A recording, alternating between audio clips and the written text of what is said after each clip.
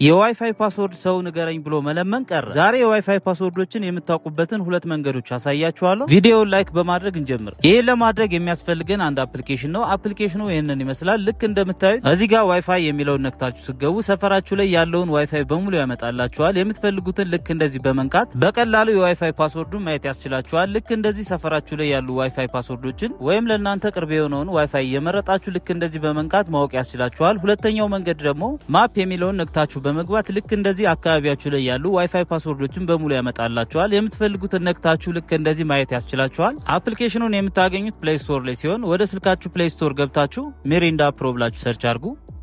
መጀመሪያ የምታገኙትን ወይም እዚህ ጋር የማሳያችሁን አፕሊኬሽን ኢንስቶል አድርጋችሁ ክፈቱ። በመቀጠል ከላይ የሰርች በተኑን ተጭናችሁ WPP ብላችሁ ሰርች አድርጉ። መጀመሪያ የምታገኙትን ነክታችሁ ስክሮል ስታደርጉ ኢንስቶል የሚል አማራጭ ታገኛላችሁ። ኢንስቶል አድርጋችሁ መጠቀም ነው። ይመቻችሁ።